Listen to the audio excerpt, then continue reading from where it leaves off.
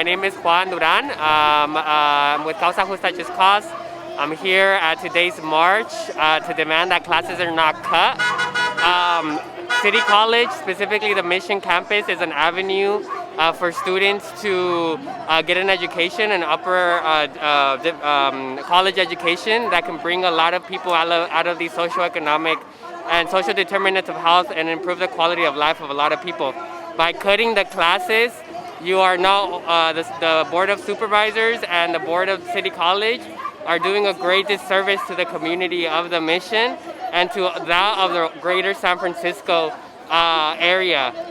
Not only San Francisco, but across the state as well. And so I'm here to demand that those classes are not cutted and that the college and the supervisors find a new solution to the issues of overspending, which is not an issue that the students created. So I'm here to demand that the students are heard, that the students are given a voice, and that the classes are not cut, and instead they are funded. We're here to save our teachers, our mentors, and we're here to save the CCSF community. Our school has had issues with budget for the past few years, and they've seen that the only option is to lay off 163 teachers and 34 faculty members, and that shouldn't be the first option. That should be the last resort, and they've had decades to work on this problem.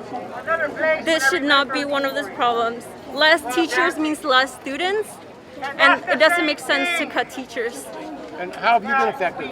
When we go to the classroom, the teacher... I've been affected in every single way. It means that next year I'm not going to have, next fall I'm not going to have classes that I need. Classes that educate me, teach me compassion and sympathy and issues that affect minorities. They're cutting classes, they're cutting ethnic studies. Philippine studies is one of the first programs established, the only program established in the country, and they're cutting classes, they're cutting faculty. That means Philippine students who want to learn about it won't be able to learn. I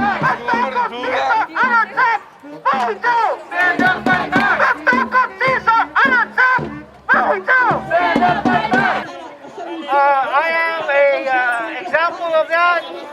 I grew up here in San Francisco's Mission District. We moved here in 1971. I entered City College in 1986, graduated in 89, went to UC Berkeley, graduated from UC Berkeley. I went to San Francisco State, got a master's there, and then I ended up at a New College Law School before it closed down. So it is, City College is very important to the mission. I'm only one of millions of people in this San Francisco who have benefited from City College. City College it's unconscionable that you even think that you will even try to close it down. We already went through that years back. Well, of course, it's still open. And here is to another 50, 100 more years of City College. Our group is going to be dancing right now, and when we're dancing, we're going to be thinking about the future of City College and what it has meant to us and to the community and to the future. Anonymous. We're here to protest the cuts that's going on at City College. We're trying to save some classes. It affects those who are lower income, undocumented students, and many more underprivileged people in the city. My name is Marilee Hearn. I'm part of was part of the OLAD department, taking classes at Fort Mason before it was completely shut down in spring. Last spring. This is after cuts of 92% of a program that's been going on for over 40 years. So I'm here to protest that. We do believe that older students are much healthier when they are involved in lifelong learning, and that's what we want to bring back, lifelong learning. the survival of the elderly just partly. It is. With people coming out again, since the elderly were the first group fully vaccinated, they'll be out, but no place to go. No services, no place to go. So they've been shut in just like everybody else, but now they're going to continue to be shut in because nothing is being offered to them. My name is Roger Scott. I'm a retired City College teacher. I worked at City College for 42 years, and what they're trying to do is outrageous and absurd, and the state chancellor and our current chancellor are enemies of public education. They want to cut a great community college that accommodated the human and educational needs of over 100,000 students. They want to cut City College to 18 to 20,000 students with 180 faculty, full-time faculty. And over the years, we've had up to 1,500 to 1,800 faculty. What they're trying to do is pass on the cost of society's cost of education to individual students, which is undemocratic, and it's a worse form of privatization. Well, Oakley, I think, is a careerist bureaucrat who's incompetent, and he's certainly no friend of education. He's an enemy of accessible higher education. They claim to be student success oriented, but they're designed to cut community colleges, make them into narrow transfer junior colleges. And the people need programs that have vocational courses and English as a second language. Lifetime learning is the key. Those people are enemies. The people trying to make these cuts are enemies also of the great California Master Plan for Higher Education, a very humane and revolutionary document. But we'll defeat them. People have to be united, and we have to take democracy into the streets.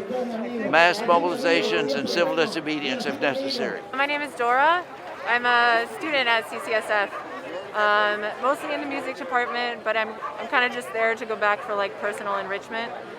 But yeah, basically every class that I'm taking is going to be cut. So yeah, I want to save them all. The music program, like fashion, even economics and like math and stuff like that is getting cut. So yeah, I mean, it's taking away the spirit of the college. Marcos. I mean, whatever you may think of, City College had a class for it, and the community really needs those classes, you know, because they are there to enrich our lives with lifelong education. They are there to improve our career prospects, and they're there to allow us to transfer also to four-year universities. But it's not the only thing that City College is there for. It's not just a transfer community college, it's a community college. So I have a personal story with this. Around 3 years ago, the administration at City College decided to cut the last class I needed to graduate in the electronics program. I had to get involved and fight for my class. Thankfully, I was able to get it back because it was the last class that I needed in my track. But after that, I realized that my classes weren't the only ones being cut. There were a lot of classes being cut, semester after semester, that never came back. So that's why I'm involved in this, because I believe that all classes are important at City College, not just the ones that I was personally invested in, but all of them. Why do you think this is happening? That's a good question. Well, right now, we believe that the administration is not properly using the federal funding that's been allocated to the city in this crisis. We know that they have COVID emergency relief funds, and they're not using them correctly to save classes. They're still moving forward with the downsides and the intentional downsizing of City College. And we really think this is an attack on education. It's austerity measures on our college. It's the idea that we don't have enough money for public services like education, but we have money for perpetual war, we have money for police, but we don't have money for community colleges, and we think that that is wrong. We think that that is fundamentally against the values of the city and what we stand for in this community. How many students has City College lost? City College has lost up to 60,000 students in the last 10 years, and we recently heard the chancellor say that it would be fine if City College had just 20,000 students. It has about 60,000 right now, so he is suggesting a reduction of I mean, up to 2/3 of the student body at City College, and that would be really terrible for this community. It would be a huge loss. We don't want to see that. We want to see the college grow. We don't want to see the college downsize. We want to see it grow because people want these programs. And I heard the whole department's going to shut down. Music department. Can you talk about the departments that they're talking about laying off?